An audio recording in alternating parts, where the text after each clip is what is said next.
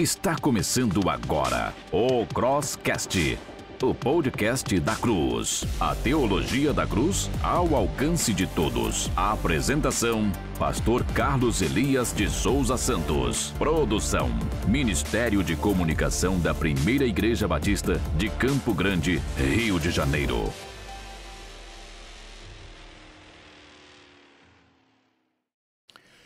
Boa noite, sejam bem-vindos a mais um episódio do nosso Crosscast. É inacreditável o que Deus tem feito através desse projeto, com certeza, na nossa igreja, a Primeira Igreja Batista de Campo Grande, e também em muitas igrejas, lares, famílias, seminários, que de alguma forma estão acessando o nosso material e já estão sendo abençoados. Nosso material agora vai começar a ser distribuído em outras plataformas também, como já está sendo, né? Nós temos o nosso material aí no Spotify, temos em praticamente todas as plataformas de áudio, mas agora as rádios, né? A nossa Rádio Batista vai aproveitar também o nosso material e começaremos a chegar na sua casa através de outras plataformas. É um privilégio nosso. Irmãos, o assunto de hoje, desse dia especial, é um assunto muito rico. Uma pessoa muito conhecida aqui no Rio de Janeiro, missionário, escreve uma obra intitulada Igreja Regenerada. É um clássico, uma obra fantástica, uma obra significativa, um volume que tem aí mais de, 526 páginas, né? Eu pude ler, quero ser verdadeiro, eu li a obra toda, precisei ler quando saiu a obra. Já usei essa obra aqui no nosso curso de diáconos da nossa igreja, os nossos diáconos todos que passaram pelo curso de formação, a parte de eclesiologia, ceia, batismo, nós estudamos detalhadamente, foram mais de 30 dias em que nos detivemos sobre o material. Então você pergunta, pastor Carlos Elias, qual é o assunto do nosso Crosscast hoje? Igreja regenerada. E esse assunto é importante porque a sua igreja professa uma eclesiologia bíblica. Você sabe se ela faz isso? Você tem dados que ajudem você a discernir isso, a saber se a sua igreja é uma igreja hoje onde o pastor e a sua confissão de fé professa o santo e verdadeiro evangelho? Imagine, por exemplo, se uma igreja coloca no seu hall de membros uma pessoa não regenerada e não biblicamente batizada. Qual é o impacto disso? Você sabe? E se você não sabe, hoje eu acredito que você vai ficar sabendo. Vem conosco para essa jornada magnífica, para essa noite abençoada. Você da rádio aí, você com certeza vai ter uma tarde abençoada também. E o meu desejo é que Igreja Regenerada e uma eclesiologia bíblica marquem mais um fantástico e especialíssimo episódio do Crosscast. Como nós não fazemos nada sem orar, nós vamos orar e depois eu vou apresentar o convidado do dia e pedir a bênção de Deus para tudo que ele vai nos ensinar, vai compartilhar aqui conosco nesse dia tão especial. Vamos orar ao Senhor pedindo a bênção do Pai. Bondoso Deus e amado Pai, nos abençoe, Senhor, nessa imersão no assunto da eclesiologia bíblica. Muito obrigado, ó Deus, pela vida do nosso autor que está conosco já aqui em nossos estúdios. Alguém qualificado e muito bem preparado para escrever sobre o assunto. Sendo ele o autor do livro que vamos discutir aqui, eu peço que o Senhor nos abençoe, o abençoe como hoje o entrevistado da noite e que todos que ouvirem e participarem desse podcast se sintam edificados, abençoados por conhecer ainda mais sobre o que é uma igreja regenerada e a eclesiologia bíblica de uma igreja bíblica e cristã, de uma igreja autêntica. Assim nós cremos, por isso oramos, no santo nome de Jesus. Amém. Amém. Irmãos, o nosso convidado de hoje é ninguém mais, ninguém menos do que o autor da obra Igreja Regenerada, é o Dr. Davi Allen Bledsoe. Ele é casado com a irmã Laurie, a esposa dele, missionária.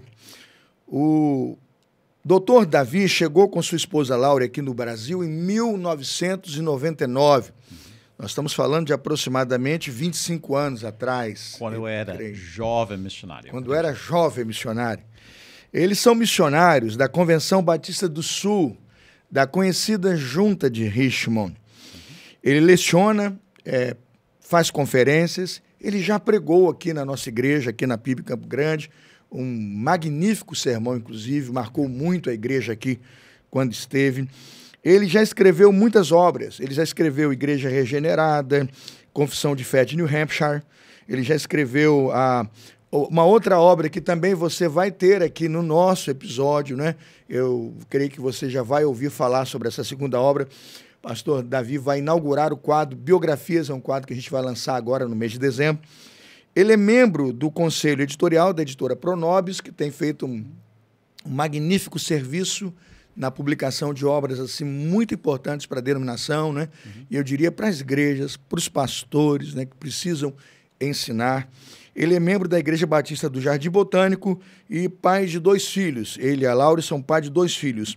A Marissa e o Radon são adultos, já moram nos Estados Unidos e com certeza ele sente um pouquinho de falta, mas se alegra, né, por ter criado filhos para a vida e para o ministério. Pastor Davi Bledsoe, eu vou pedir ao senhor que dê aí na câmera 1 o seu boa noite, pessoal que está de casa, e diga aí da sua alegria, não é, de estar aqui e do senhor mesmo poder falar do seu próprio livro, né, que é muito precioso para nós. Seu boa noite, a sua saudação, para a gente iniciar mais um episódio do nosso Crosscast. Gostaria de agradecer, irmão, e também saudar, em nome de Cristo, os que estão ouvindo nossa conversa hoje. Que esse seja um momento edificante para a sua vida, para entender melhor o que é a igreja e o que a igreja deve ser, em que deve crer e o que deve fazer.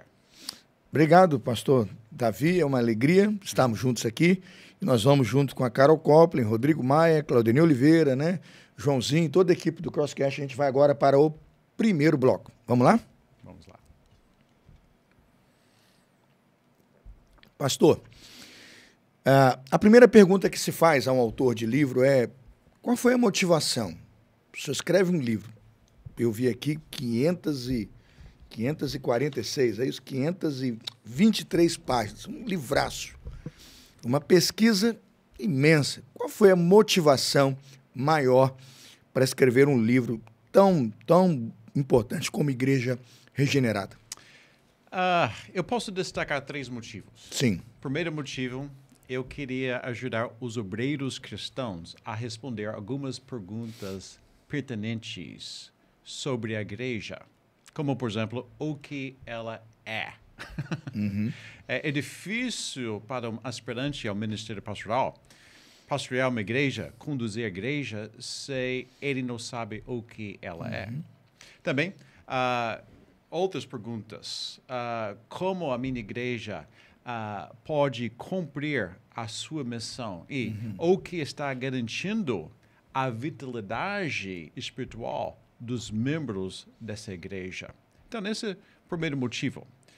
Segundo motivo, eu percebi a necessidade de um texto eclesiológico mais compreensivo para servir de base em nossos seminários teológicos batistas e faculdades teológicas. Podemos dizer que essa não é uma área muito refletida como nos tempos passados entre os batistas. E esse me leva ao terceiro motivo. Eu queria fazer minha parte em recuperar o território perdido em prol da fidelidade bíblica de igrejas evangélicas e, em especial, as igrejas afiliadas à Convenção Batista Brasileira. Eu confesso que eu ando preocupado com a situação atual da CBB. E talvez a gente converse mais sobre isso. Com certeza. Um dos motivos que poderiam ter contribuído para o senhor escrever essa obra, por exemplo, é o fato de que, dentro da realidade, por exemplo, batista brasileira, eu fui aluno do Seminário do Sul e dos anos, o pessoal vai descobrir agora como que eu sou velho, hein? Estudei no Seminário do Sul em 95, 98. E meu carinhoso, amado e já saudoso professor João Falcão Sobrinho. Eu estudei com o Falcão Sobrinho e tenho muito orgulho de dizer isso, né? Muita alegria. Um homem que pastoreava a igreja de Irajá, um homem com ministério de tempo integral, muito assediado, muito comprometido, com uma igreja com muitas tarefas. Ele arrumava tempo na agenda dele para ir no seminário, me dar aula. Para mim, então, um privilégio. Eu estudei com ele com apostilas.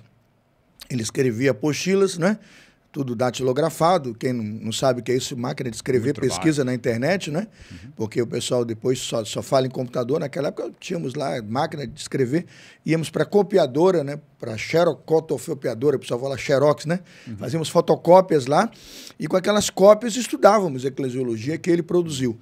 E depois que eu saí do seminário, então ele pega aquilo tudo, vai para um computador e faz uma redação. Ele escreve a túnica inconsútil, né?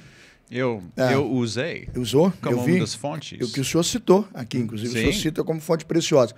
Mas o senhor veja quanto tempo só tinha essa obra. Eu acredito que daquela obra para essa aqui se passaram mais de 25 anos. 24. Sim, eu acho que aquele livro foi publicado pela primeira vez em 97, 98. E a Igreja Regenerada é o último livro escrito nos últimos 25 anos sobre eclesiologia, uma reflexão mais profunda. Esse livro motivou, em parte, o pastor Diogo Carvalho, da Junta de Missões Nacionais. Ele escreveu um livro bem mais resumido sobre o assunto, expulsando suas experiências. Então, pensa comigo. 25 anos, batistas brasileiros não produziram nenhuma obra compreensiva, robusta sobre a igreja. Nós falamos que a praia dos batistas é a área eclesiológica. Talvez é uma área que nós precisamos, de fato, avançar recuperar. Avançar e melhorar, né? Depois disso, a gente tem aí o DEG, né? Eu vi na Fiel, né? A editora Fiel publica agora uma obra que é Pastor Batista, né? O DEG, e também o Mark agora publica, sai em português, Fundamentos Batistas, né? Do Mark, sim, nós que tem temos um apanhado ali, né? Nós temos ótimos livros sobre eclesiologia na língua portuguesa hoje. Hoje em dia, podemos dizer que a editora Fiel e a editora Pronobis são as duas editoras que estão produzindo, informando, edificando as igrejas com respeito à eclesiologia bíblica. Fiel, porque Fiel, você não sabe que realmente é um braço estendido a 9 marcas aqui, mas podemos dizer que todos esses livros são ótimos, mas esse livro é um livro que eu escrevi para ajudar aquele aspirante ao ministério pastoral, ou aquele pastor ou missionário que a sua formação faltava alguma coisa. E muitas vezes o que falta é um pensamento, convicções eclesiológicas. É bem importante, mais importante que nós imaginamos. Acho que foi mais ou menos em 2018, dá para você ideia dessa lacuna? Em 2018, 2017, pastor Fernando, ele me convidou a dar aula no Seminário do Sul. E naquele momento foi me dado a disciplina de tópicos especiais na teologia. Esse foi naquele momento que o seminário começou a fazer aquela curva necessária. E eu vi a grade curricular, não tinha naquela época nenhuma matéria sobre eclesiologia. Nenhuma matéria, meu irmão. Como que vai sair do seminário assim? Então, eu falei naquele momento ao coordenador, eu sei qual vai ser meu tópico, e eu comecei a insistir como a liderança que essa matéria começa a receber a sua devida atenção. E, claro, o diretor atual topou. Sem dúvida, ele percebeu essas coisas que ele precisava ser ajustadas. Né? Pastor Davi, por que a igreja como corpo de Cristo é tão importante? Por quê? Pelo simples fato que Cristo morreu pela igreja, acho que a única razão que nós precisamos... Ela já é suficiente, né? É suficiente. Mas nós podemos ir mais. Se um grupo cristão que se declara igreja, de fato é obediente às coisas de Deus, obediente à palavra de Deus, ela representa, aquela igreja representa o reino de Deus. Além disso, ela vai beneficiar seus membros, a sociedade e as próximas gerações de crentes que vão ocupar a terra. Também, ela exalta Cristo, o dono da igreja, o autor de nossa salvação. E, finalmente, podemos dizer que tudo isso, nós podemos perceber que a igreja é um empreendimento mais estratégico na face da terra. Que bom, que coisa preciosa, né? E o sentimento é esse, a igreja é o corpo de Cristo, né? A comunhão dos santos, para que Cristo, neste momento já ausente aqui, eu diria presencialmente de nós, seja representado pela sua igreja, que é o seu corpo. Pastor, todas as igrejas são iguais? Não. Por que não? Podemos usar algumas categorias, e essas categorias não são minhas, mas são categorias que os protestantes usam para esclarecer as diferenças. Nós temos que reconhecer esta realidade, pastor. Há igrejas verdadeiras e igrejas falsas. E entre as igrejas verdadeiras, aquelas igrejas que de fato representam o reino de Deus, nós temos que reconhecer uma outra categoria, uma subcategoria. Igrejas puras, mais puras e igrejas menos puras. Então, eu acho que esse tipo de leitura é fundamental a ensinar e também fazer os devidos julgamentos com respeito a essa temática. Eu posso continuar, se o irmão quiser, sobre esse assunto? Eu vou incentivá-lo a continuar e vou dizer por quê. Jesus, no Sermão do Monte, no final do Sermão do Monte, já indo para as conclusões daquele lindíssimo sermão, né, capítulo 5, 6, 7, ele chega lá no final, já para o capítulo 7, e vai dizer assim: acautelai-vos dos falsos profetas. Acautelai-vos, né? Cuidado com os falsos profetas. E ele vai dizer por quê. E, obviamente, falso profeta é um falso ensino. O falso profeta é uma falsa teologia, um conteúdo não amparado nas palavras de Cristo. E é Cristo que diz que as palavras dele fundamentam a igreja, são o alicerce da igreja. Ele diz isso no final do capítulo sobre a casa, sobre a palavra dele. A casa que não está sobre a palavra dele, ela cai, né? Depois que ele fala do falso profeta, ele fala sobre o falso professo. O falso professo, a confissão de fé falsa. Ele diz assim: nós fizemos isso, falamos Senhor, Senhor, né? Expulsamos demônios, fizemos milagres. E Jesus olhou para eles e disse: nunca vos conheci. Eu sempre analisei esse texto, inclusive preguei recentemente explicando isso no auditório para muita gente, que eu acredito que a falsa profissão de fé, ela é fruto do falso profeta, do falso ensino. Porque o conteúdo do profeta que está lá pregando, que está anunciando é falso, o indivíduo crê no ensino dele, reproduz aquilo. Então, veja, o falso profeta produz o falso professo. Então, existe igreja falsa. E é isso que Jesus diz em Mateus 7. Porque a mensagem falsa, o conteúdo falso, o ensino distorcido, corrompe a fé de pessoas que podem ter uma vida religiosa aparente. Ele fala, fizeram milagres, falaram no nome de Jesus, mas o selo de Jesus não tem. Então, veja, eu entendo que as igrejas de fato não são iguais. E cabe a nós cristãos olharmos muito bem que tipo de ensino, qual é o respaldo bíblico daquela pessoa que está com a Bíblia aberta, porque aquilo que ele ensina e eu pratico tem impacto direto na confissão de fé que regula a minha vida. É isso que o senhor está dizendo aí. Pois é. Sua resposta ao comentário é cheia de coisas para destacar. A primeira coisa, aquele trecho que o irmão está falando sobre os falsos mestres e os crentes professos, nós temos que lembrar de um aviso do Senhor antes de ele começou a falar sobre isso. Ele falou que nós devemos entrar pela porta estreita. Porém, as pessoas não podiam encontrar essa porta. Ele diz que poucas pessoas vão entrar. Nem todos vão entrar. Sim, Por quê? Por causa dos falsos profetas. Exatamente. Então, essa é a primeira coisa.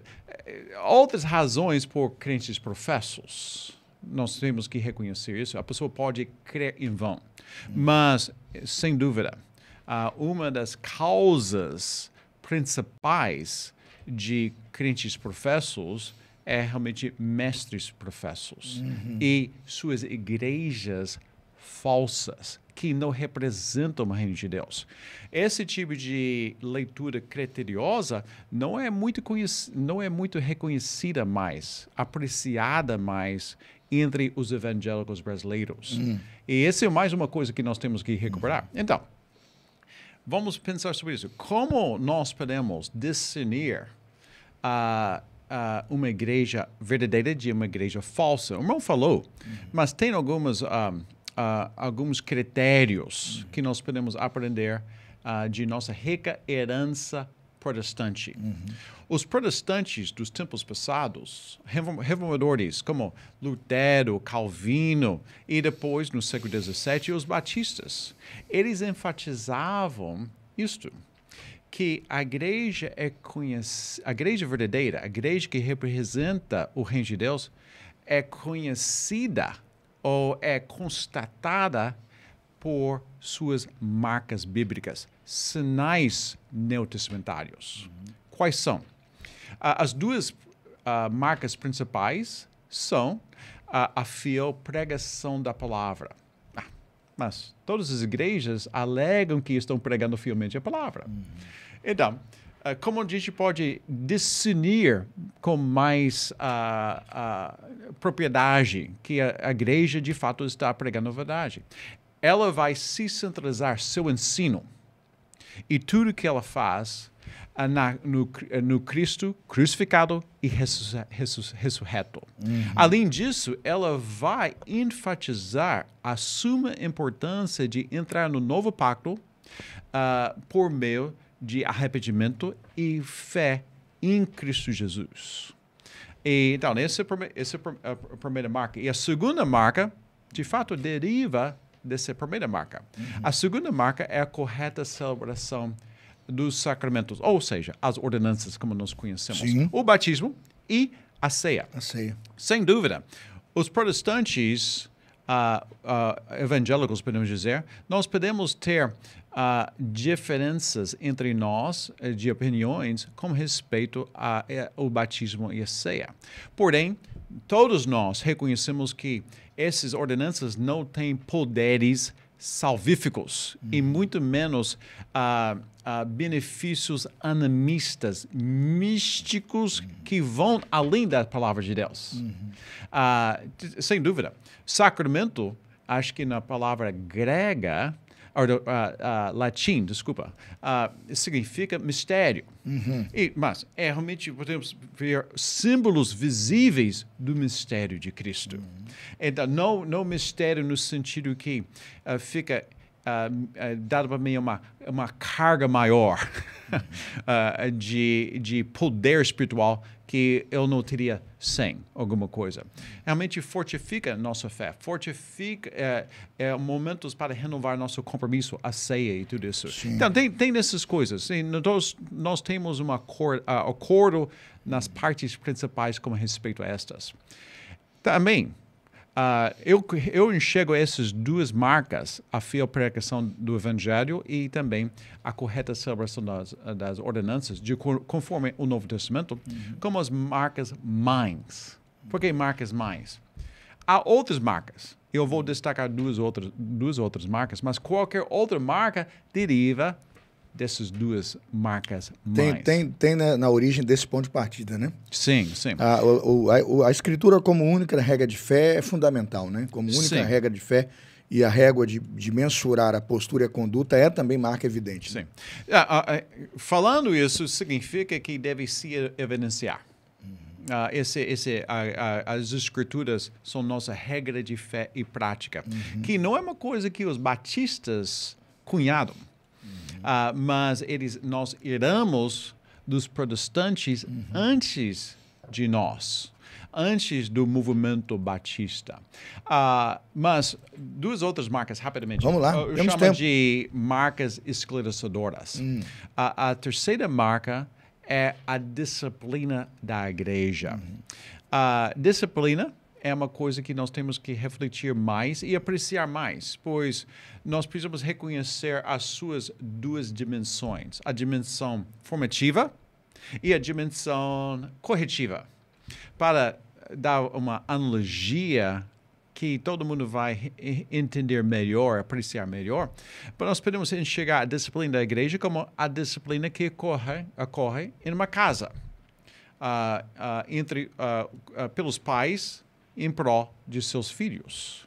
A maioria de nosso empenho como pais, quando as crianças estão em casa, conosco e tudo isso, compreende a parte formativa, correndo atrás de uma boa moradia adequada, escola, criando eles no temor do Senhor, para que e também para eles consigam se enxergar melhor na sociedade e tudo isso.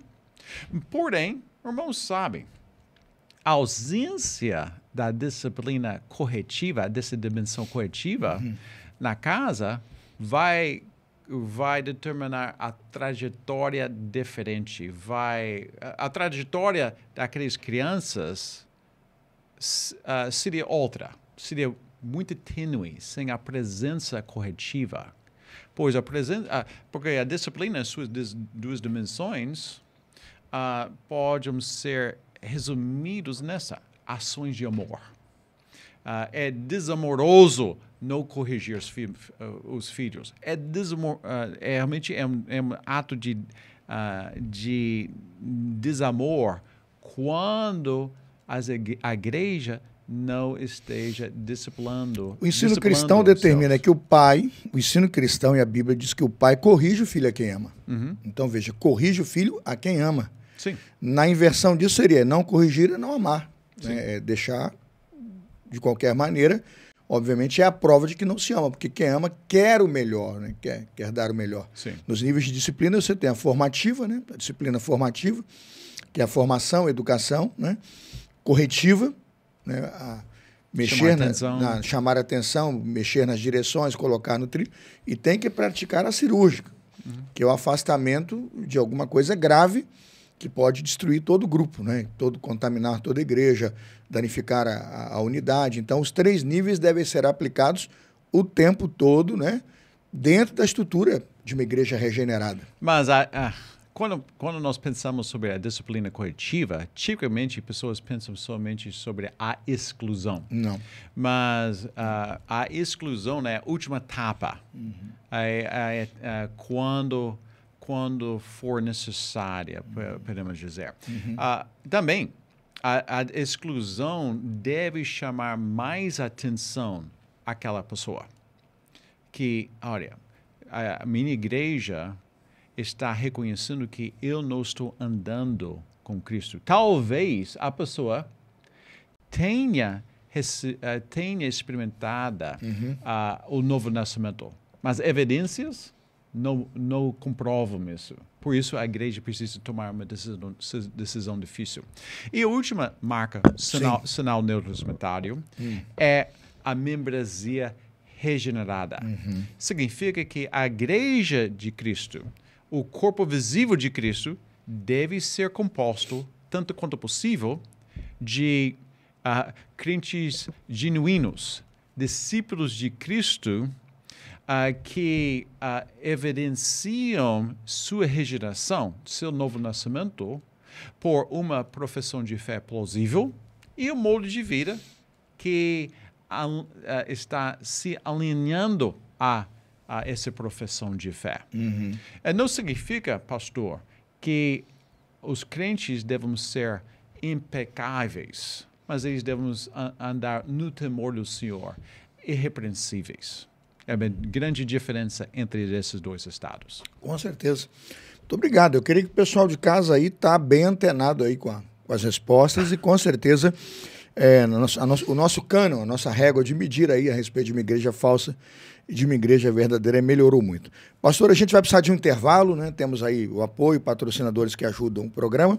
Vamos então para o nosso intervalo. Vou tomar uma água. Depois do intervalo a gente volta já. O Crosscast volta já. Fique ligado.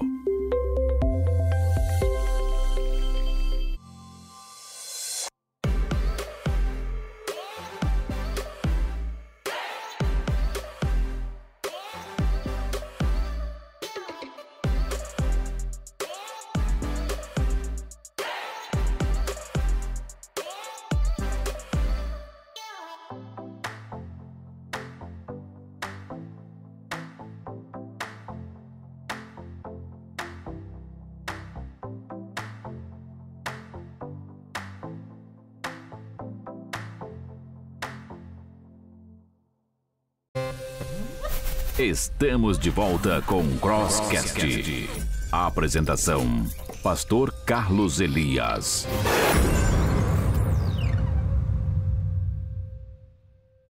Que coisa boa! Estamos de volta, não é? E o bom de tudo isso é que você não desconectou, não saiu daí.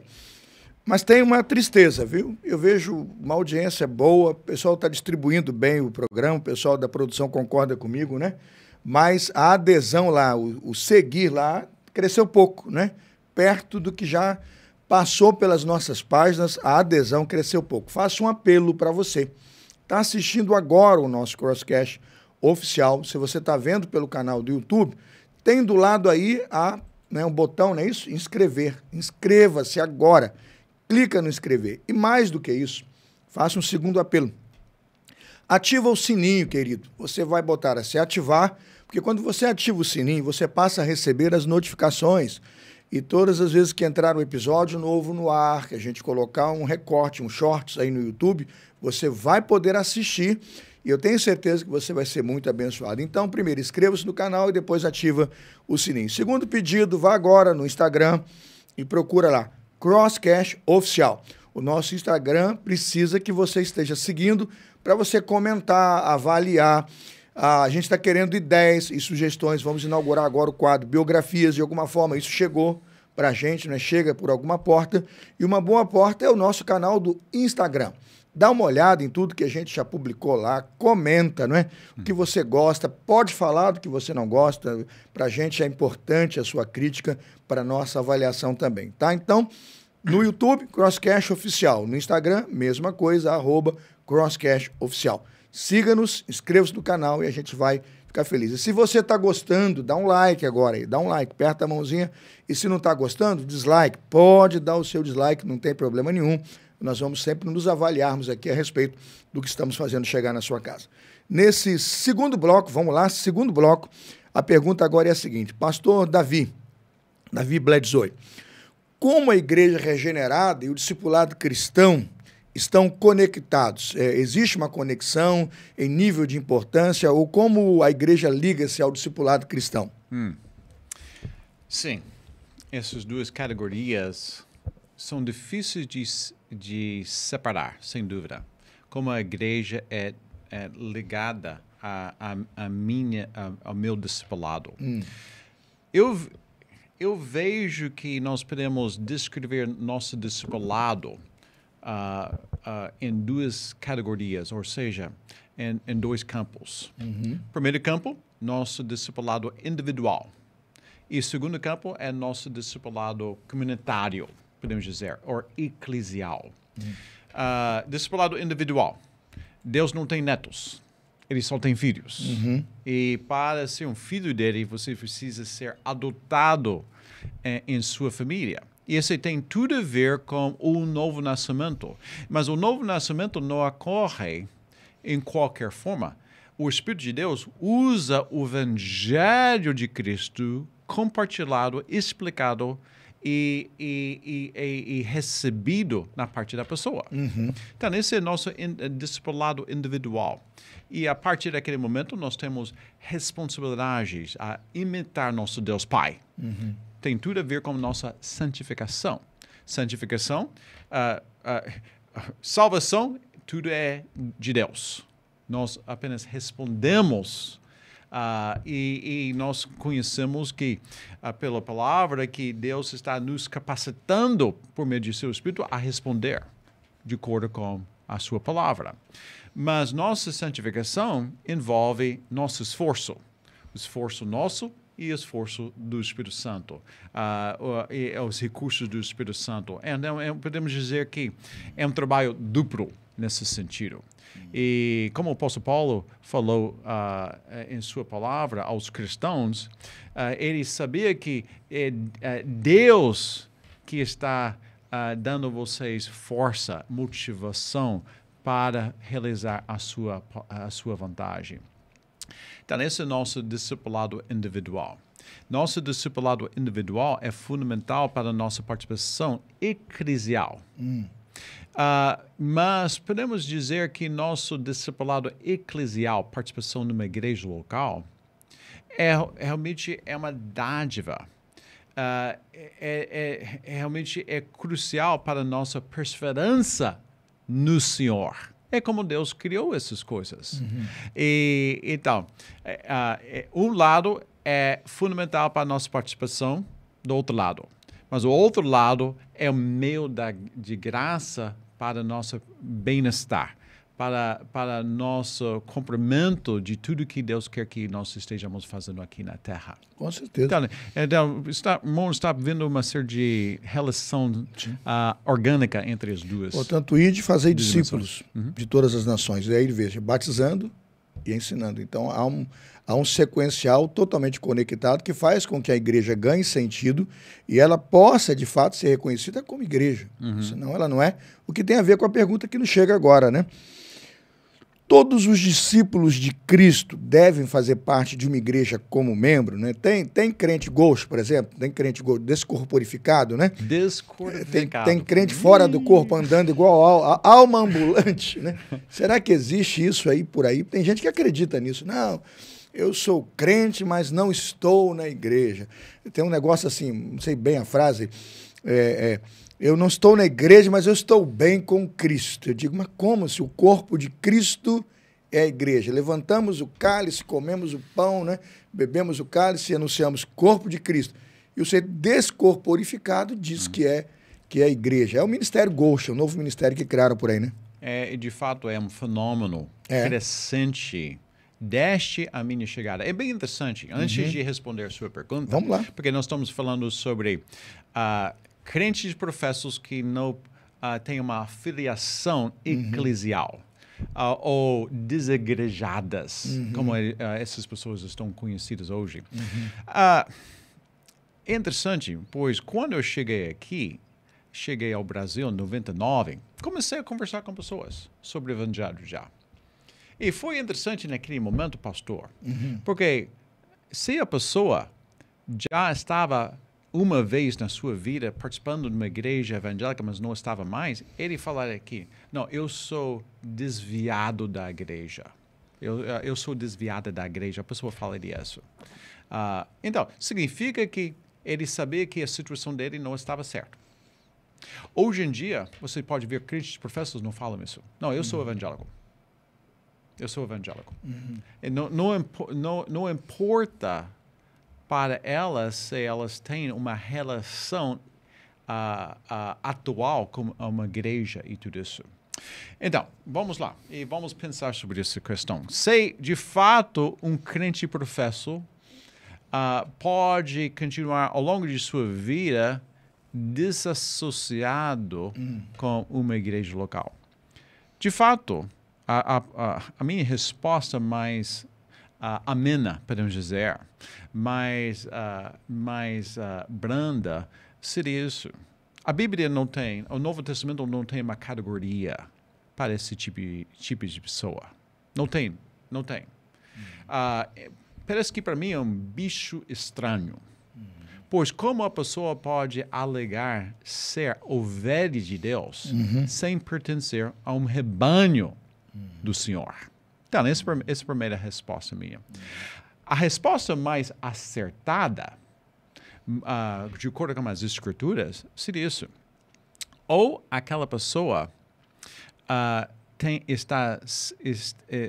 pessoa está se enganando, tem crido em Cristo em vão, ou nunca entendeu o Evangelho. E eu creio que nós estamos nesse tipo de pandemia no sul global hoje em dia, que como nós falamos no primeiro bloco, há muitas igrejas denominadas evangélicas que não são evangélicas, de fato, e estão enganando as pessoas. Então, as pessoas estão recebendo pouco do evangelho sem receber o verdadeiro. Então, eles são imunizados ao receber o evangelho. Claro, qual é o remédio? Um bom dose do evangelho ao longo de tempo para corrigir, para o Espírito Santo corrigir esses detalhes, totalmente distorcidos em suas cabeças com respeito a isso. Então, essa é a minha resposta, meu irmão. Eu diria que o senhor está corretíssimo, e é isso mesmo. No Evangelho de João, capítulo 10, né?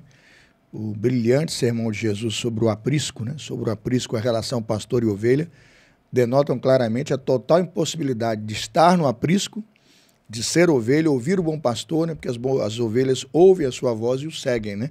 E aí a questão do aprisco, da segurança da porta das ovelhas. Quem lê um sermão daquele e não entende, com certeza ainda tem algum problema de regeneração, ainda passa alguma coisa de mundano, secular, está com o pé realmente fora da igreja e ainda não está corporificado na comunhão dos santos, que é a igreja. Pastor, se o senhor fosse resumir igreja regenerada, se fosse possível resumir igreja regenerada, como que o senhor resumiria esta obra e o que é, de fato, aí, a especificidade do tema? O que é igreja regenerada? Um resumo. Ok.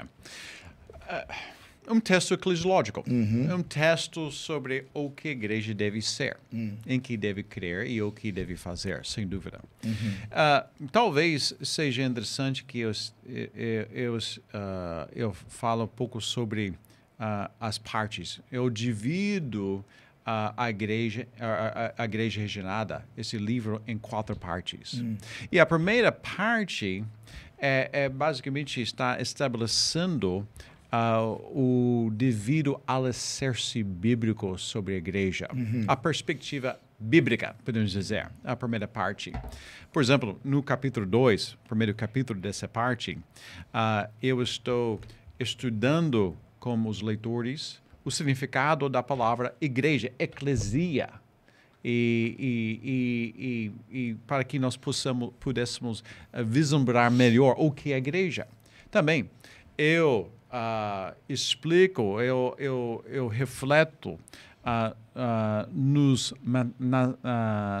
nas metáforas, nas analogias usadas para descrever a igreja. São preciosas. Como, por exemplo, a família de Deus, o corpo de Cristo, o rebanho de Deus, o templo do Espírito Santo. Todos desses analogias e outras estão lançando luz com respeito de o que a igreja do Senhor deve ser aqui na Terra. E como ela deve agir e tudo isso. E não apenas para lançar luz sobre a membresia, mas o papel do membro. Do membro que pertence. O pastor da igreja pertence à mesma igreja dos demais membros. E tudo isso. Então, essa é a primeira parte. A segunda parte, podemos dizer que é a perspectiva bíblica na história. De modo ousado, eu resumo mais ou menos os meus 600 anos da igreja em 4 capítulos. Muita coragem. O período pós-apostólico, o período medieval, particularmente na Europa Ocidental, e também a alvorada da Reforma Protestante, quando o Evangelho e as Escrituras foram recuperados, podemos dizer, entre os o que nós conhecemos como os reformadores protestantes. E também eu entro finalmente o movimento batista e tudo isso. E a terceira parte, eu aguardo até a terceira parte para dar minha própria definição de uma igreja local.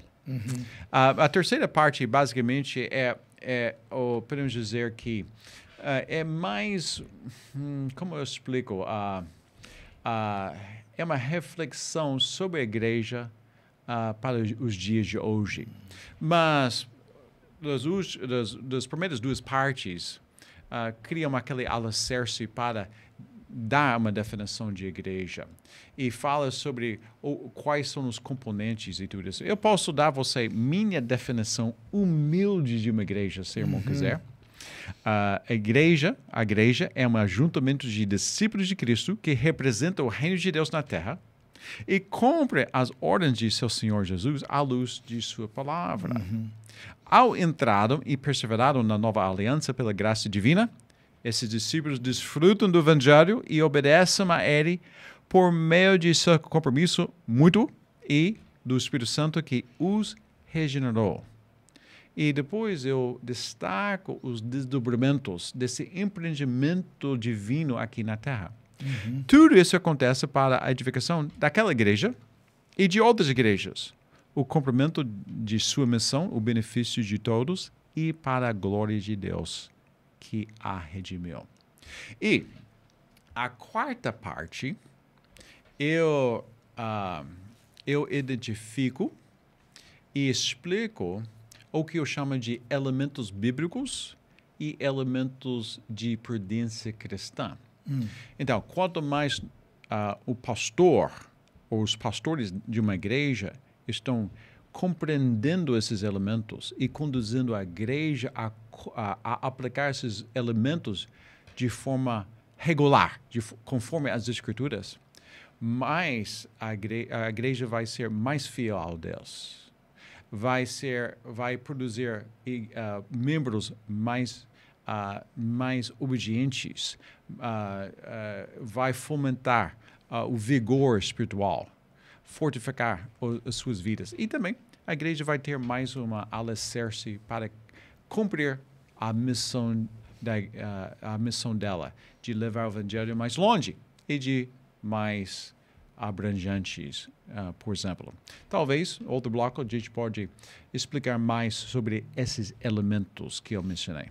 Na minha opinião, só esses já são suficientes para você comprar o livro, né?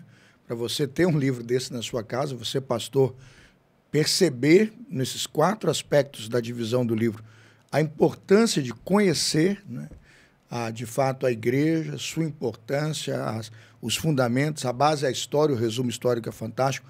A definição de igreja que o senhor dá aí na página 257 é fantástica. Né? Se você comprou o livro, vai lá na página 257, você vai ver a definição lá. É extremamente, né, simples, objetiva e, ao mesmo tempo, mostrando toda a função. Pastor, o senhor fala de membresia regenerada. O senhor usa essa expressão, não uma, mas várias vezes. Membresia regenerada. O que o senhor quer dizer com isso? De fato, a membresia regenerada pode ser resumida assim. A igreja local, ou seja, um corpo visível de Cristo, deve ser composto tanto quanto possível de crentes verdadeiros, comprovados em sua profissão de fé plausível e seu modo de vida, como eu falei, alinhado a essa profissão de fé.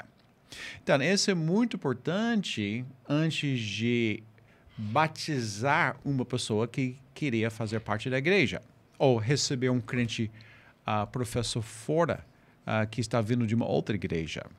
Também, isso é fundamental para manter entre os membros da igreja. Ou seja, esse tipo de avaliação, as avaliações não acontecem somente no momento de receber uma pessoa vindo de uma outra igreja ou por um novo crente, mas também é uma avaliação contínua que deve ocorrer e tudo isso. Esse é uma ideal, podemos dizer. E a membresia regenerada vem à tona a partir da terceira parte desse livro. Podemos dizer que é um dos temas recorrentes desse livro. Agora, por que membresia regenerada é importante para o pastor na relação da segurança da igreja, de manter o rebanho, né? E que ele seja ali um rebanho firme, né? Conectado em comunhão? Por que membresia regenerada é importante para o pastor da igreja? Há muitas razões. Podemos dizer, passa pelo menos algumas básicas para aqui. O pastor, abençoa o ministério dos pastores, o entendimento desse ideal e conduzindo a igreja a manter esse ideal. Pois, a igreja, de fato, é para os que receberam a nova natureza. A igreja, a configuração da igreja não é para a pessoa que realmente não experimentou o novo nascimento. Esse tipo de pessoa é o alvo da igreja a alcançar. Mas toda a configuração divina da igreja tem tudo a ver com pessoas regeneradas. E, então, essa é a primeira razão. Abençoa o ministério dos pastores para que esse ministério, o ministério do pastor, é o ministério mais difícil, a vocação mais difícil na face da terra. Mas realmente é um ministério abençoado quando tem esse ideal na realidade. Também promove o bem-estar do membro e da membresia. Os protestantes dos tempos passados falavam muito sobre prosperidade, prosperidade espiritual. Prosperidade é aquele termo carregado hoje em dia.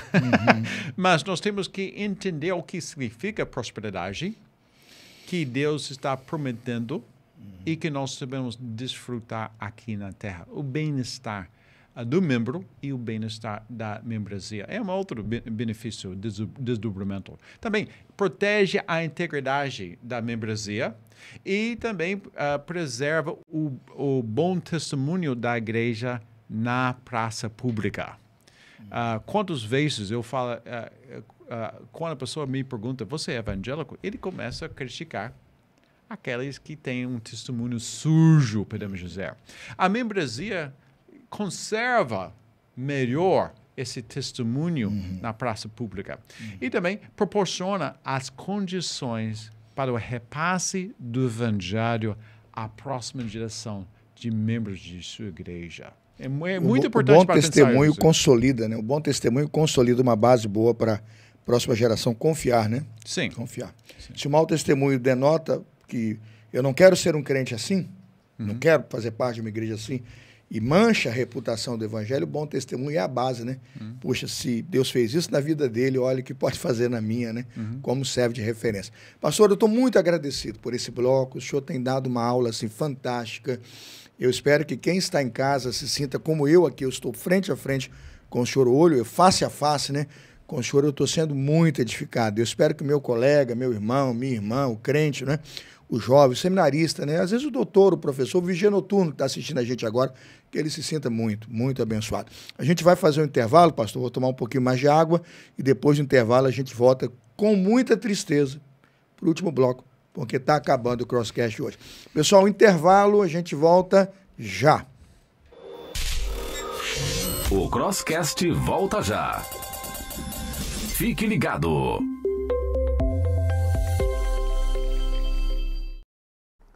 Olá, queridos telespectadores do Crosscast. Aqui quem fala é o David. E hoje eu venho trazer uma novidade para vocês. A Ótica Seropédica, fundada em 2007, carrega uma tradição de uma empresa familiar, que vem se aperfeiçoando ao longo das gerações. Nos orgulhamos de oferecer um produto de excelência e de alta qualidade. Trabalhamos com todas as lentes disponíveis no mercado para atender a sua necessidade. Recentemente passamos por uma grande reforma para atualizar o nosso consultório oftalmológico. Diga-se de passagem, é um diferencial no nosso setor. Contamos com 2 oftalmologistas altamente qualificadas que atendem aqui semanalmente, garantindo assim um atendimento especializado e personalizado. Nosso compromisso é proporcionar a melhor experiência em saúde ocular, unindo tradição e modernidade para cuidar com excelência da sua visão. Para maiores informações, fale com a gente no nosso WhatsApp e siga a gente no nosso Instagram. Ótica Seropédica, como você gostaria de ver hoje?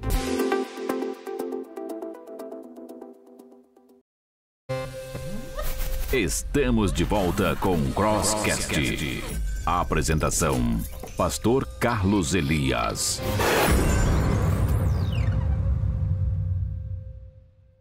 É isso, estamos de volta. Intervalo rapidinho. Espero que você tenha gostado aí do nosso intervalo e que, né, continue os nossos patrocinadores, aqueles que estão investindo no projeto, continue abençoando o nosso trabalho aqui. Nós vamos para o terceiro e último bloco e vamos falar um pouquinho da nossa casa agora, da nossa casa. Eu sou pastor batista, né? E a pergunta é, pastor Davi Bledsoe, o senhor se identifica como batista. O que batista significa? Quando a pessoa fala que ela é batista, ela está apenas revelando o que ela pensa sobre o que é uma igreja local, o que é um corpo visível de Cristo aqui na Terra e como esse corpo de Cristo deve ser organizado. Nós temos muitas coisas em comum com os demais evangélicos protestantes, sem dúvida. Por exemplo, nós afirmamos sola escritura, que a Bíblia é a nossa única regra de fé e prática. Eu costumo dizer isso, que eu sou cristão, ortodoxo, protestante, evangélico e batista. Batista está... Só isso eu colocou 5 características. Hein? Sim, batista está no último, mas está lá. Mas vamos lá.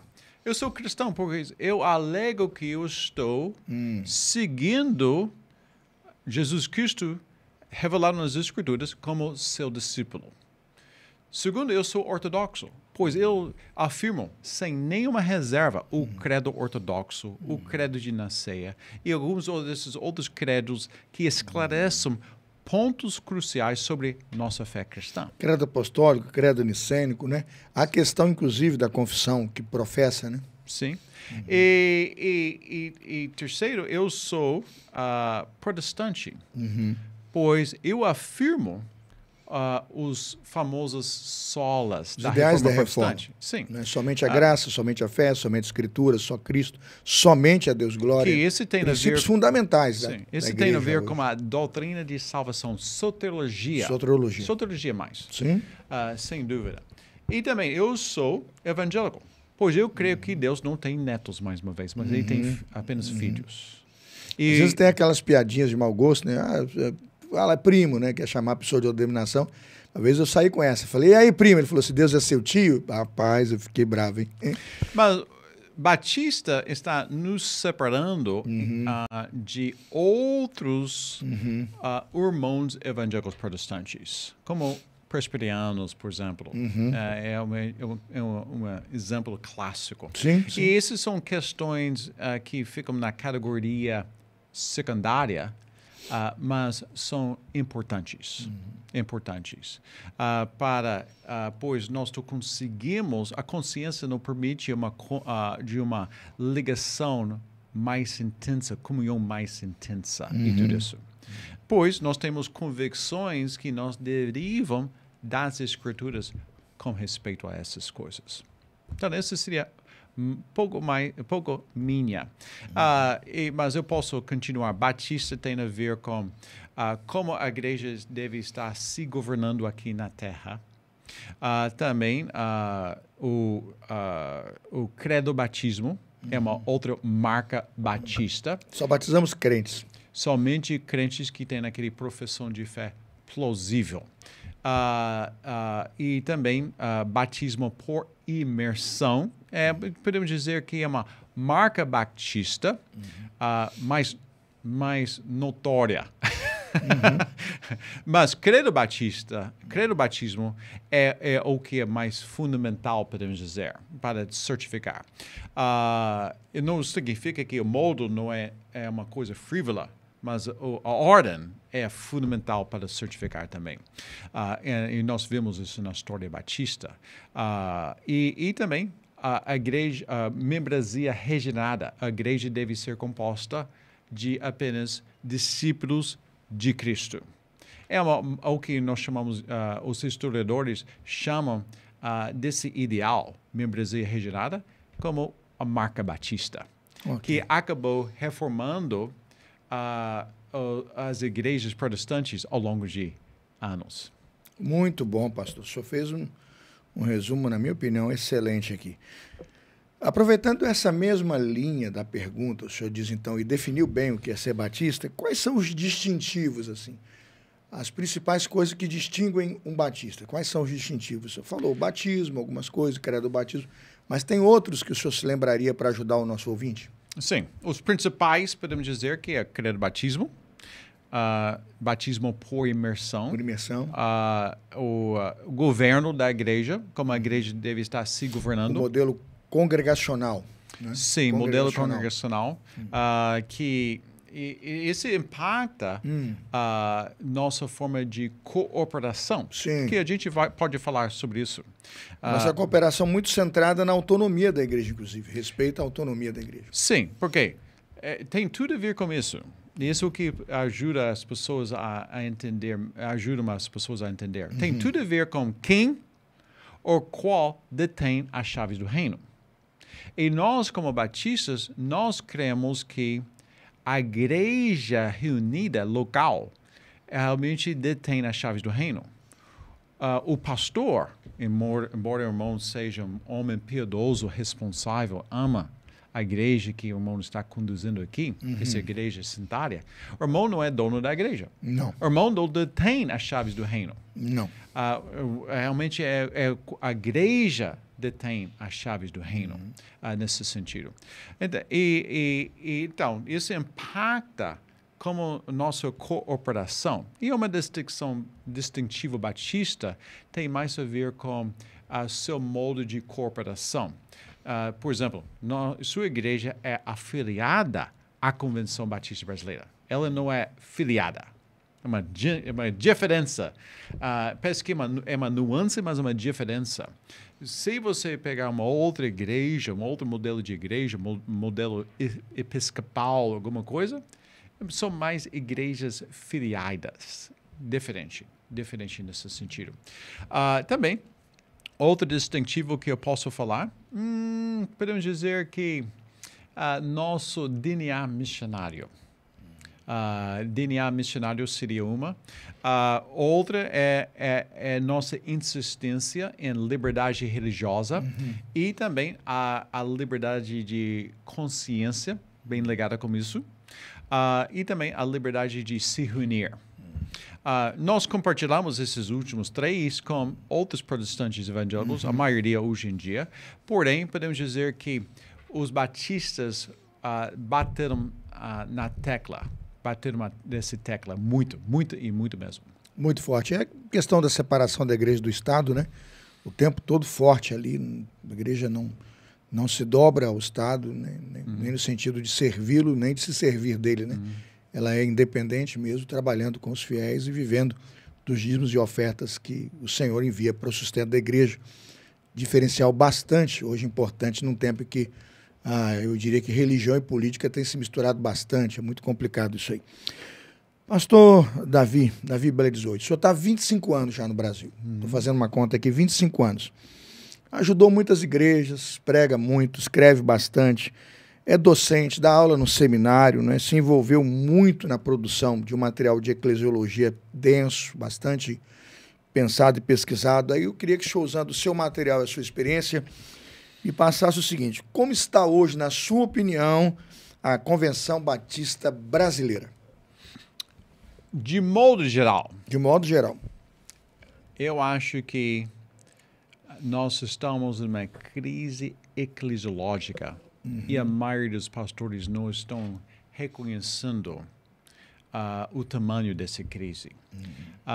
No campo evangélico, no qual nós fazemos parte, podemos dizer que o campo evangélico brasileiro está numa crise soteriológica com respeito à salvação. Eu falo isso porque eu converso com as pessoas. Antes de entrar no nosso Acordo Batista, eu converso com as pessoas. E quando a pessoa se identifica como evangélica, eu continuo a conversa. E, meu irmão, se nós sairmos daqui e nós ficamos conversando com pessoas aqui em Campo Grande, nós vamos discernir isso. Cerca de pelo menos 6 de 10 evangélicos professos não têm nenhuma base cristocêntrica para sua salvação. Você vai ver a ausência gritante em suas respostas. Por que você está andando na graça de Deus? Por que você acha que você vai estar com Ele após a sua morte? 6 de 10 não vão mencionar a palavra de Jesus. Então, fala comigo, pastor. Esse está revelando um problema pequeno ou é um problemão, na sua opinião? Problemão. Como a pessoa pode problemão. ser cristã sem Cristo? Grave, né? Mostrando que a nossa perda daquele modelo da questão da educação, nós perdemos uma gráfica grande com produção de educação religiosa regular, que se produzia, né, regularmente, revistas, materiais que entravam aos corpos das igrejas, aos pastores, isso tudo mantinha um alinhamento, né? Hoje perdemos isto e eu vejo que há um desalinhamento, né? Em muitas igrejas desalinhadas e já copiando modelos estranhos à nossa realidade de cooperação e às nossas marcas distintivas, né? Então, o irmão está agora falando sobre as igrejas batistas afiliadas à CBB. Então, eu falei que uma crise sociológica entre os evangélicos brasileiros. Entre os batistas brasileiros da Convenção Batista Brasileira, nós temos uma crise eclesiológica nesse sentido. Eu receio que a maioria das igrejas batistas está caminhando para o que nós conhecemos como a comunhão aberta. A comunhão aberta ou membresia aberta. Melhor, membresia aberta. O que significa membresia aberta? Aquele crente que quer fazer parte de sua igreja vai determinar por si mesmo como ele vai sincronizar com sua igreja. Em outras palavras, a igreja não vai determinar os critérios. Ela vai criar os critérios e determinar os critérios.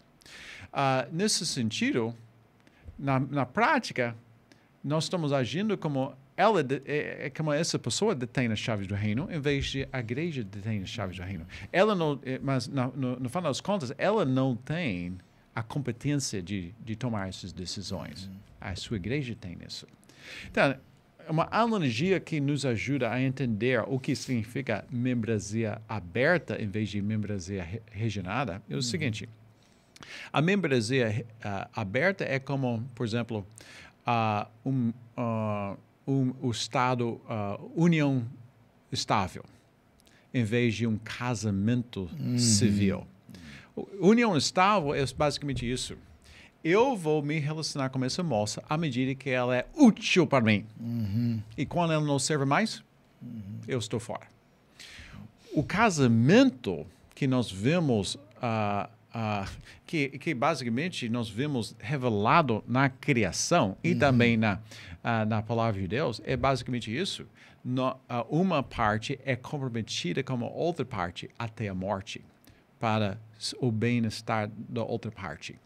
Então, é um compromisso mútuo.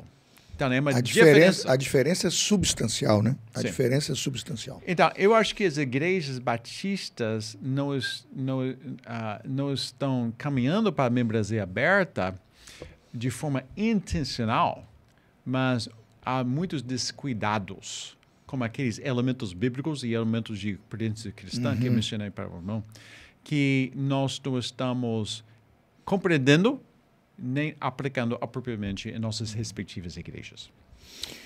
Pastor, dentro ainda da CBB, nós tínhamos, antes de 82, a Confissão de New Hampshire. Né? E abraçávamos esta confissão e estava publicada aí para todos os batistas. Depois de 82, 83, né?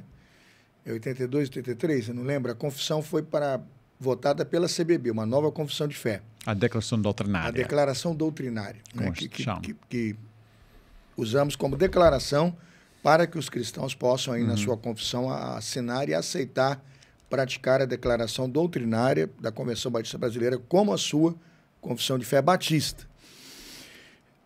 Recentemente, houve um projeto para reformar aí para alguns artigos, e eu considero que tem artigos importantes para corrigir. Eu não considero a reforma... Revisar. Não corrigir, revisar. Eu creio nessa palavra. Era uma revisão. Esclarecer. Precisava revisar alguma coisa, botar algum esclarecimento, alguns substantivos ali serem adjetivados para ajudar o nosso ouvinte, e de repente vimos que a coisa não andou.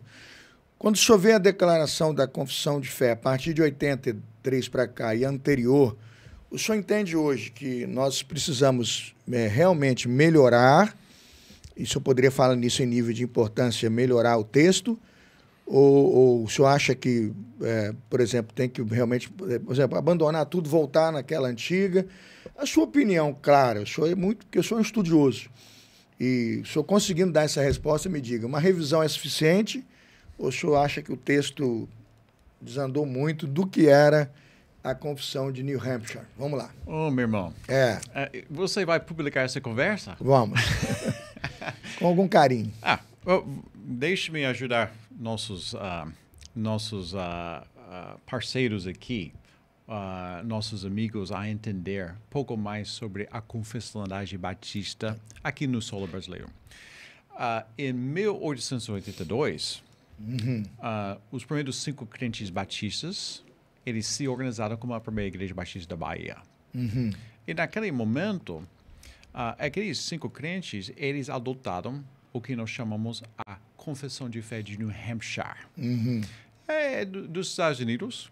Realmente é uma declaração de fé excelente, resumida, precisa em sua articulação. O senhor escreve uma obra inteira sobre ela, sim, o senhor tem um livro sobre ela. Sim, eu fico traçando toda a trajetória e a influência o que esse declaração de fé simbolizava para a obra batista. E, de fato, essa declaração de fé foi adotada e usada como referência confessional doutrinária ao longo de 100 anos. Os batistas brasileiros. Um século. Essa igreja é um exemplo. Essa igreja foi organizada pelo Solomon Ginsburg em qual ano? 1903. 1903. Então, pode ver a ata da organização. Sem dúvida. Pastor Abditer. Ele vem da Segunda do Rio. E o Solomon Ginsburg estava presente. Sim, claro. E a confissão de fé é New Hampshire. Sim. Vai ser até 82, 83. Sim. E eu preciso corrigir. O Solomon Ginsburg não organizou a igreja. Ele estava presente conduzindo dentro da estrutura. Ele participa e tudo. Sim. Mas uma figura muito destacada na nossa história. Aqui, enfim, Campos, São Fidélis, é o ícone, né? Então, parece que, da minha pesquisa, que eu exposto nesse livro sobre a Confissão de Fé de New Hampshire, que os irmãos podem adquirir, e você pode ver que os batistas brasileiros sentiram que eles precisavam de sua própria declaração de fé. Eu entendo. Não é problema. Declarações de fé não são inspiradas. São nossas tentativas criteriosas de articular, abreviar aquelas crenças primárias e secundárias que nossas respectivas igrejas vão crer, vão pregar e vão defender, podemos dizer. É um esforço interpretativo doutrinário. Sim. É um símbolo, nós falamos. Símbolo e lembrança. Isso.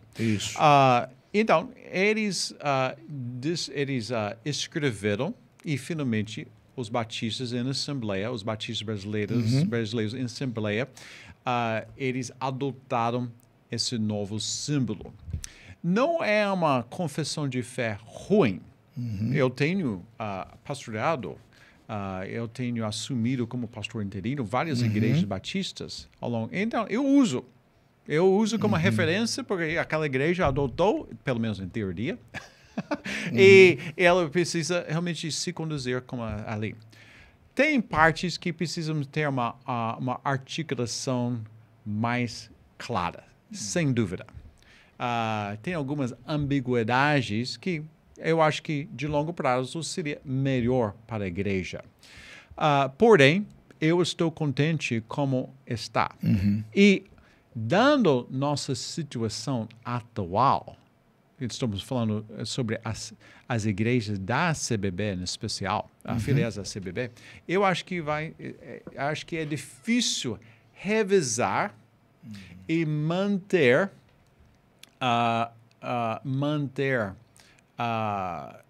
uma articulação fiel e clara.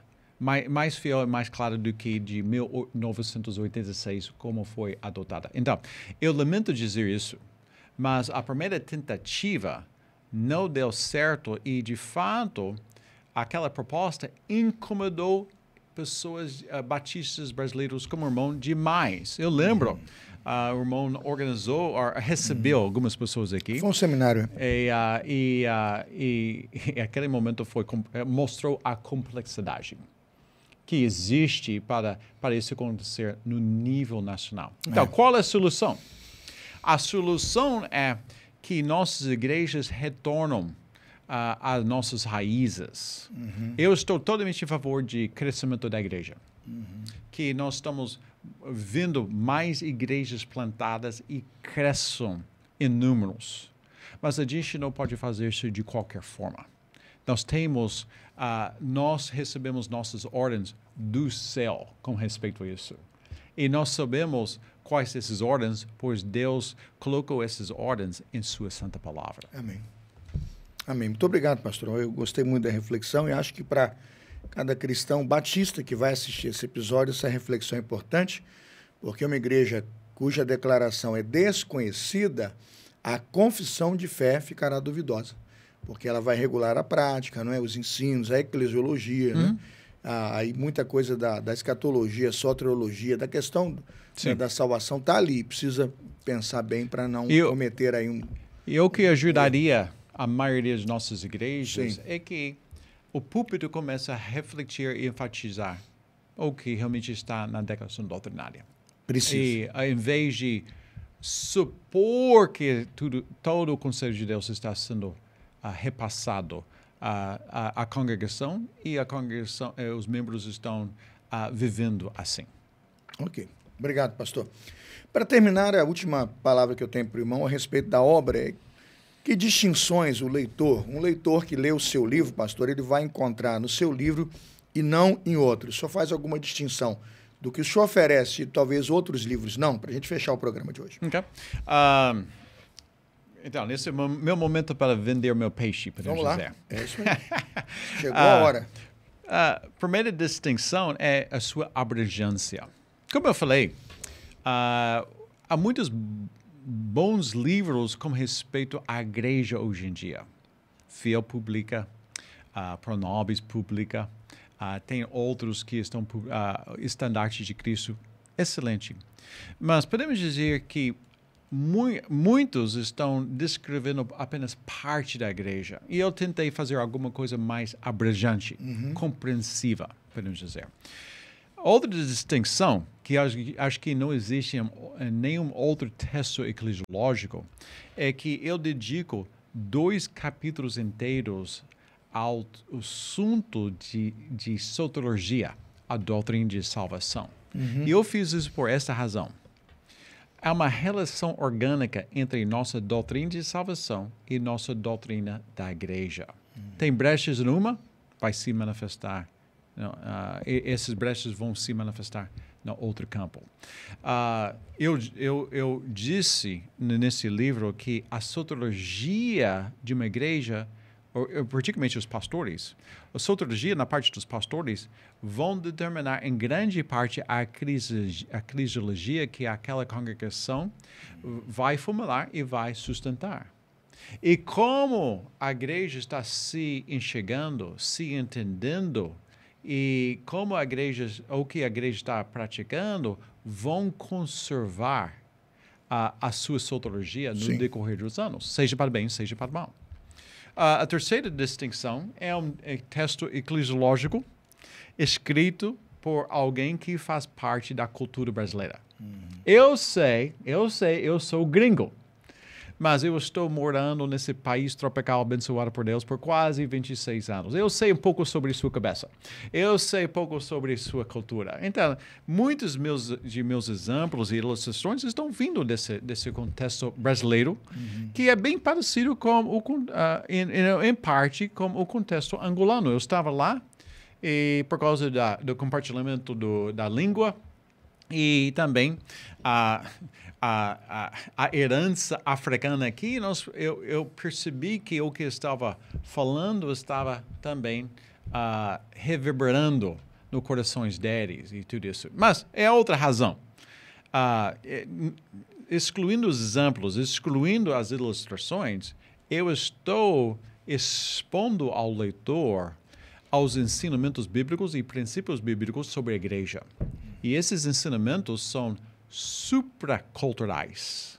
Significa que são os mesmos princípios para cada cultura e para cada geração de crentes professos.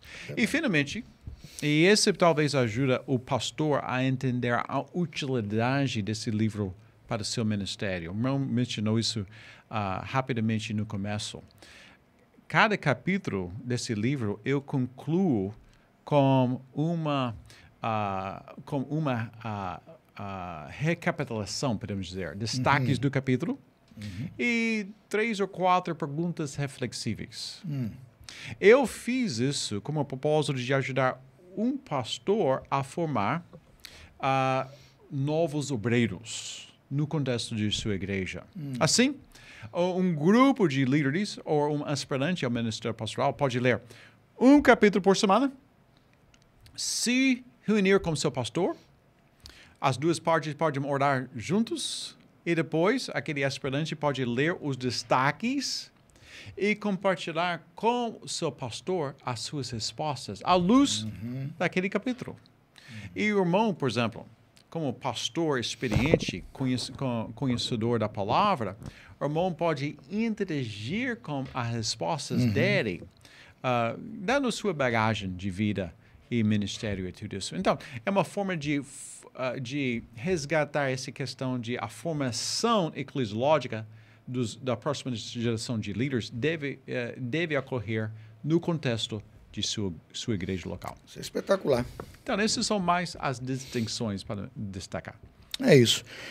Tá aí, pessoal. Muito obrigado, pastor, né? Davi Bledsoe, muito obrigado pela sua presença. Para mim é realmente um distintivo. A obra é uma obra singular, né?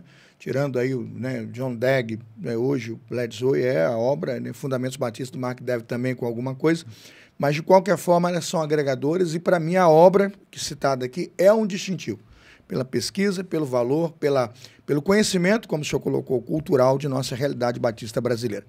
Quero muito agradecer ao senhor, agradecer ao pessoal que está em casa, que ficou conosco até essa hora, por todo o projeto do nosso podcast. Eu vou dar aí 1 minuto para o senhor se despedir aí do nosso ouvinte em casa, agradecendo a sua participação e já anunciando que o senhor volta logo aqui, daqui a pouquinho, em outros episódios.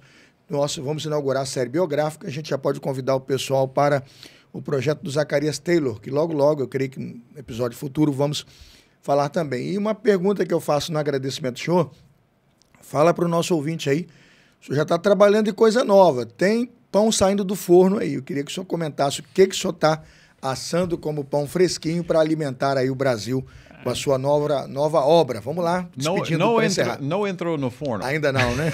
Estou mexendo com a massa. Ainda estou batendo trigo ainda, né? Ok. Muito mais do que eu queria, mas é um assunto pouco difícil, mas importante. Muito importante. Qual é esse assunto? Neopentecostalismo. Uau! Eu escrevi um livro sobre essa temática muitos anos atrás. Foi o fruto de minha pesquisa de doutorado na Universidade da África do Sul. E, de fato, fez um impacto. Gerou muitas discussões necessárias. Mas, realmente, era um nível bem mais acadêmico. É difícil para ele não escrever de forma acadêmica, pelo menos. Eu finalmente consegui escrever academicamente e também de forma entendível. Sabe o que eu fiz? Eu escrevo na língua portuguesa, que é muito porque vai ser simples.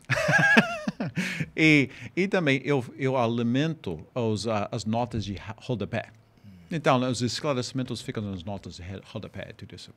Mas esse é um assunto muito preocupante para comigo, porque eu estou vendo muitas igrejas evangélicas, até tradicionais, se neopentecostalizando. Então, nós temos que criar igrejas à prova neopentecostal, podemos dizer. Então, nós estamos, esse livro, se Deus permitir, vai sair em 2025 ou no começo de 2026. Assunto novo aí. Pastor, seu boa noite, pessoal que está de casa. Agradece a audiência e vamos se despedindo aí do programa. Primeiro, agradeço ao pastor Carlos por esse privilégio. Também eu agradeço os irmãos por assistir essa conversa que foi tão agradável. Muito. Pelo menos foi edificante para mim. Muito. E oro que esse foi um momento edificante para os irmãos também. Deus abençoe você e Deus abençoe a sua participação em sua igreja que representa o reino de Deus. Amém. Quero aproveitar então para finalizar o programa, lembrá-lo que o nosso programa de hoje teve como base e texto Igreja Regenerada, né? Igreja Regenerada. David Allen Bledsoe é o autor que está conosco, foi o nosso convidado de hoje.